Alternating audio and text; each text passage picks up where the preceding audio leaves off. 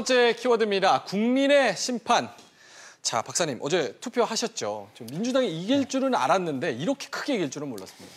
예, 저도 기자 생활을 하면서 선거 때마다 총선, 대선, 지방선거 때마다 취재를 해봤는데 제 경험으로 비춰볼 때 한 당이 이렇게 압승을 하고 또 한 당이 이렇게 참패를 당하는 이런 것은 사상 처음입니다. 문자 그대로 민주당의 압승과 전승이고 또 한국당과 미래당의 참패라고 하지 않을 수 없습니다.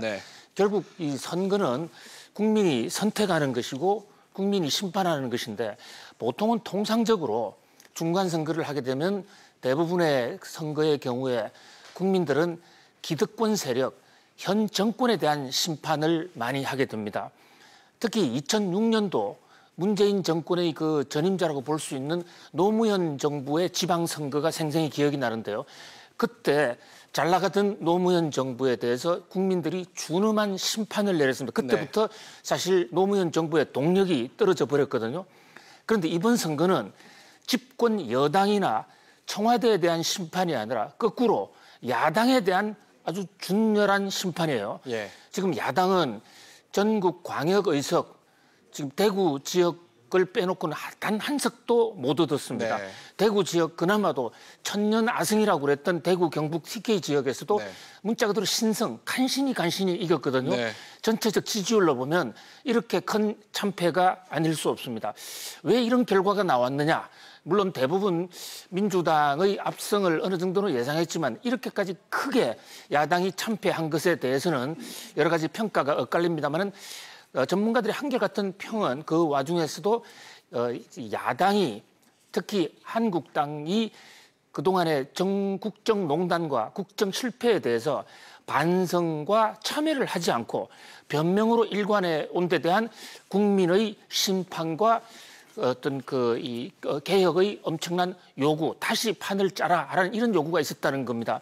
현재 이 한국당은 이름만 새누리당에서 자유한국당으로 바뀌었을 뿐이지 그 인적 구성이나 그 강령, 시스템, 선거에 임하는 자세 이런 면에서 하나도 바뀐 것이 없습니다.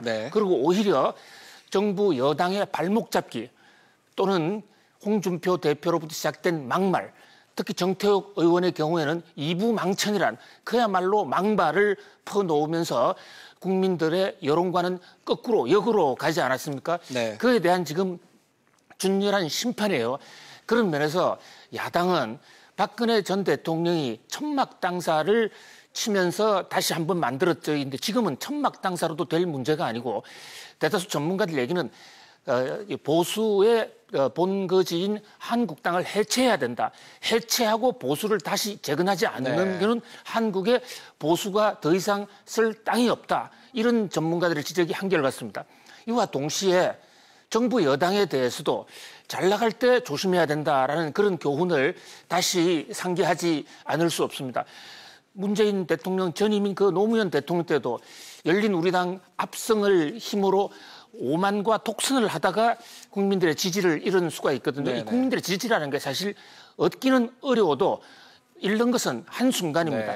지금 세상이 민주당 천하가 됐습니다마는 민주당이 꼭 잘해서 됐다기보다는 야당인 한나라당이 워낙 악수를 두기 때문에 그 반사적 이익이 여당한테 왔다라는 그런 측면도 없지 않아 있거든요. 지금 이럴 때일수록 민주당은 더 겸허하게, 더 낮은 자세로 국민들의 민심을 따라야 할 것으로 보입니다.